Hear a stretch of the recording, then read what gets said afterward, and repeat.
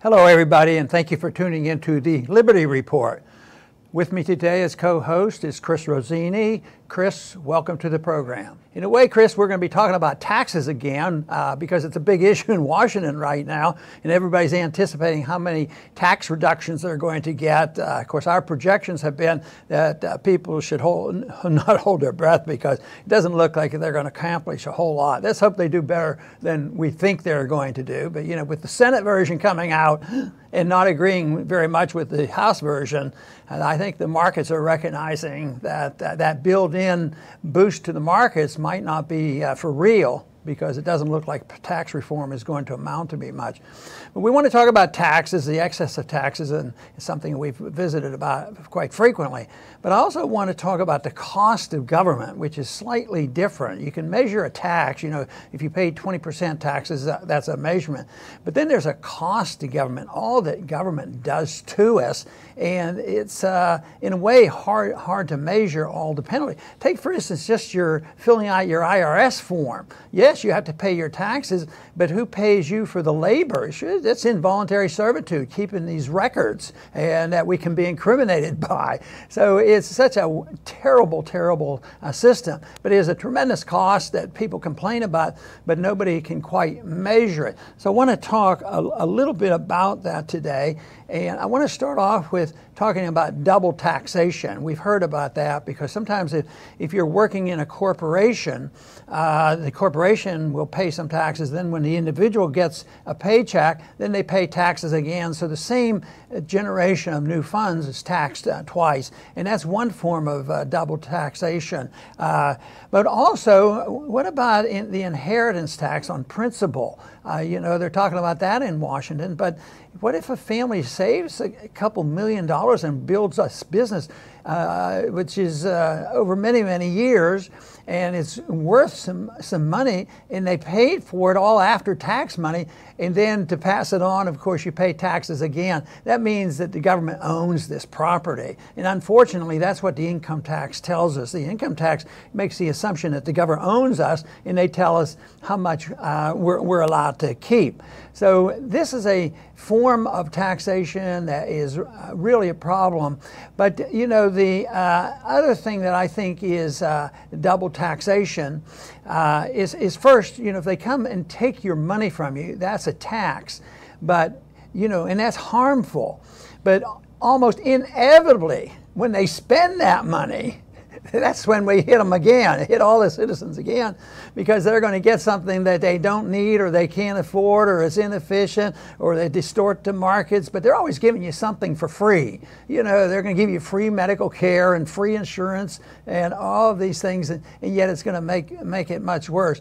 So it's the whole principle. But basically, I see the problem going on in Washington right now is the fact that they're talking about taxation, which is very important, because if we had our type of government, we wouldn't have to talk about this. And they don't talk in a serious manner on why they're talking about taxation. They talk about taxes because they're trying to figure out how can we further deceive the people, how can we borrow and inflate the currency, you know, without stressing, you know, the system.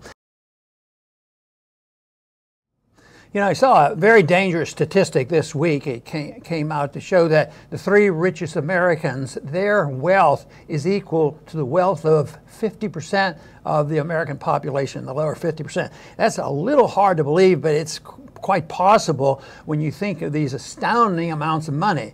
Now, if you just say that and throw it out there, it sounds like, oh, you must be a socialist. You want redistribution of wealth. But no, I want people to understand why there's this maldistribution of wealth, and it is not a reflection of a free market economy. It's not a reflection of liberty and sound money. It's a reflection of a very seriously flawed system.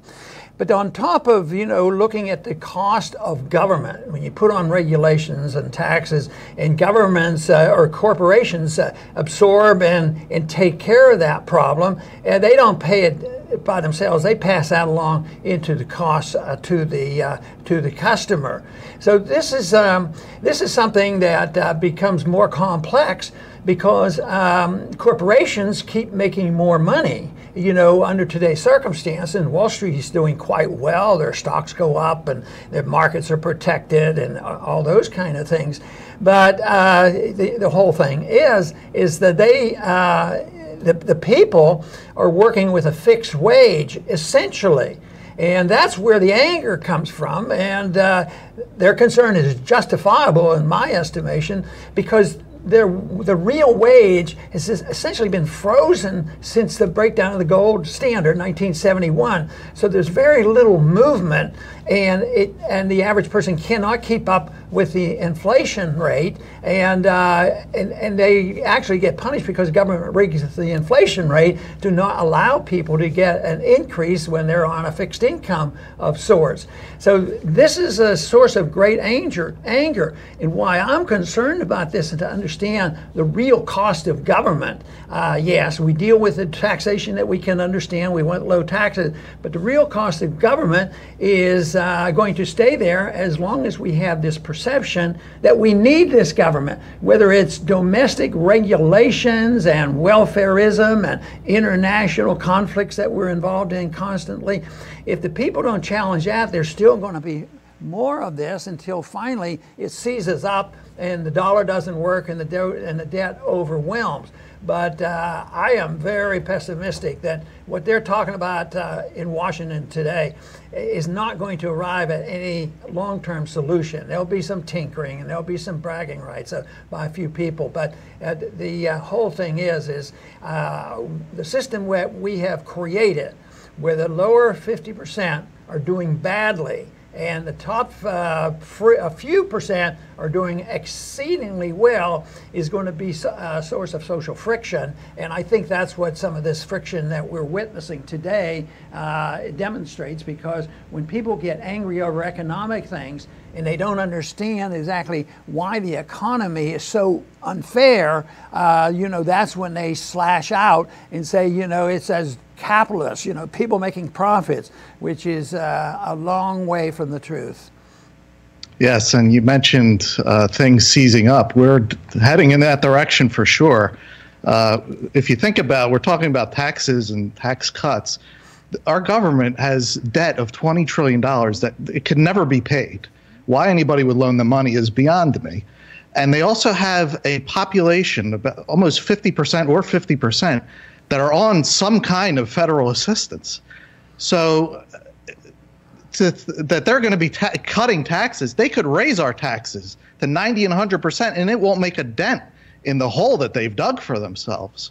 So it's really just a political show. And like I always want to mention, there's nothing wrong with tax cuts, but we need government cuts, not just a political maneuvering. No, and that is the case. And I think the more the people understand where the hidden taxes are is essential, because it's always discouraging to me when you'll talk to somebody who has a reasonably good job and they get their paycheck, but the taxes are deducted. And for some reason or another, they may have deducted a few more dollars than they were supposed to or needed to, and they get a check back from the government, and they're sort of excited. Oh, the government sent me back some of the money, not realizing that that is so deceptive.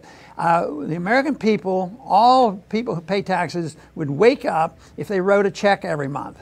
That's why the withholding tax is a form of deception that really helps the government, not the people realize how much they're paying for government. So that would be one thing you could do. Matter of fact, I had a bill introduced that way. I just eliminate the ability of the government to withhold taxes. I think it was started during World War II because they wanted to make it smooth and make people not think about how much taxes they were paying.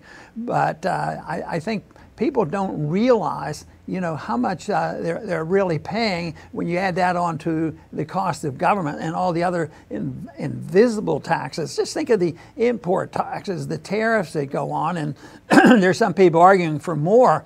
that all gets passed on to the consumer. That all gets on to this lower 50%, and they have to pay more for goods, and the jobs don't seem to materialize to compensate for the higher cost of living. Yes, and one area where people think that government spending is a positive, they'll think, oh, well, Trump will spend $1 trillion here. That's a good thing. Well, no, it's not, because government spending crowds out private spending. You know, the people that are actually doing things for us, all the stuff that we see around us and the services. Government spending crowds that out. So if, you know, what happens is if somebody has an idea or a project and they don't get private investors who they don't think they'll get money, they'll go to the government and get the loans there. But that every dollar that's used for these bridges to nowhere crowds out resources and dollars and labor to something productive. So government spending is a tax.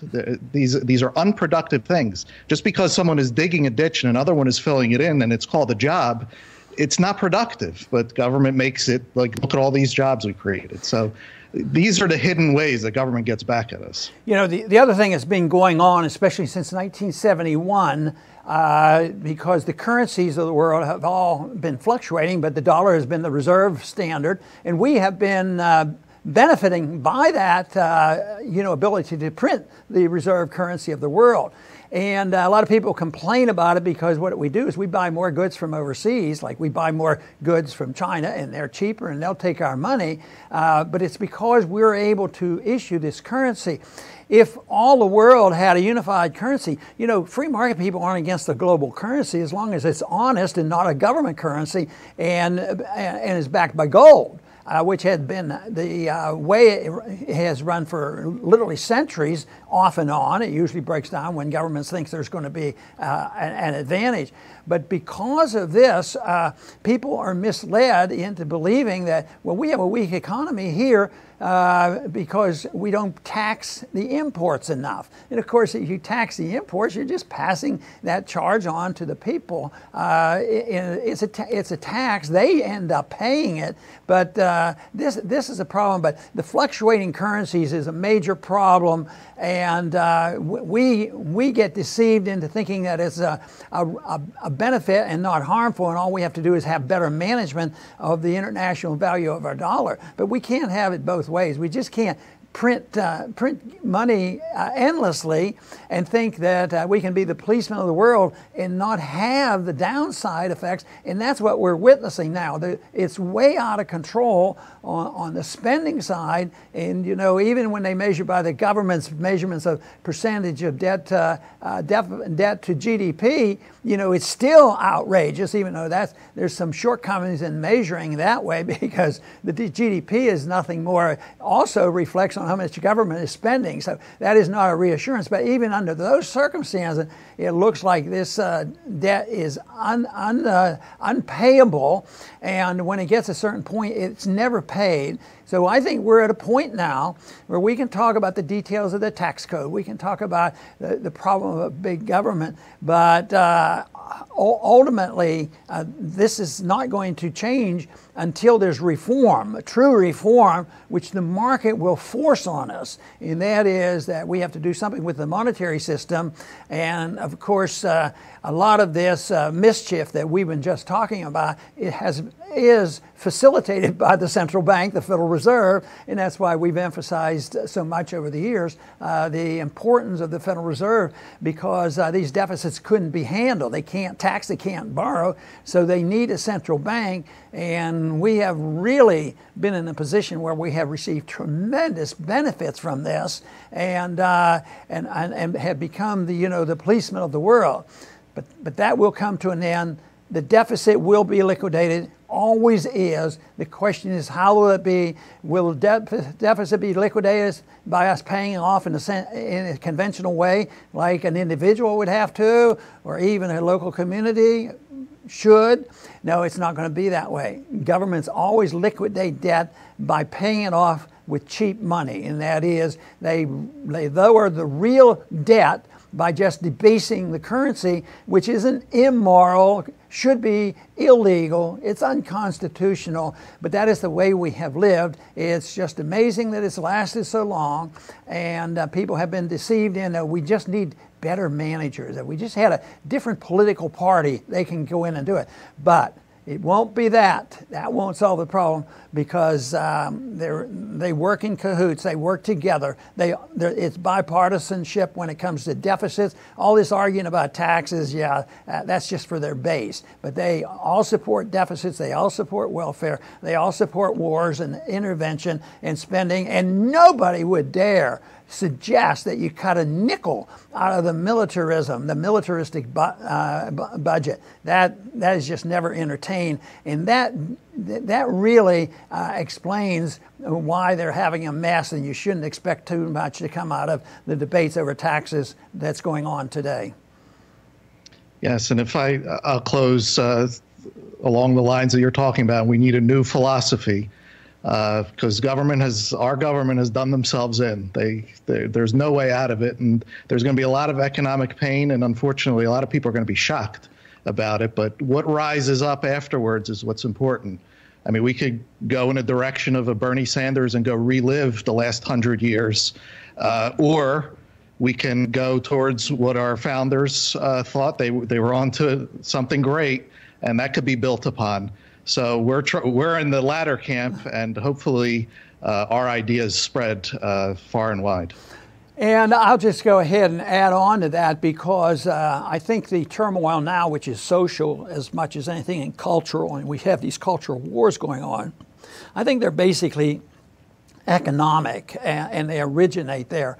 But because of this dissension on the economic disparity, this invites the cultural Marxists to come in, and they foment the disruption and the anger and the demonstrations and the attack on anything decent. And that is done on purpose, because they are Marxists and they want to have total socialized medicine, all these things, but they're looking for an opening. The approach right now by the cultural Marxists is a bit different than the Soviet type of Marxism, because that was purely economic. Here they want to disrupt socially, then they're going to come in with all the government regulations and government authoritarianism. So that's where the real problem is, and that's why it's vital that we do our very best and others join in this effort to get as many people as possible to understand what's really going on and understand the soundness of economics, really, which starts with the soundness of understanding what personal liberty is all about and where liberty comes from, and it's a natural right for all of us. Then I think we could make some progress. Chris, I want to thank you very much for being with us today. Thank you very much, Dr. Paul. Good. And I want to thank our audience for joining us, and please come back soon to the Liberty Report.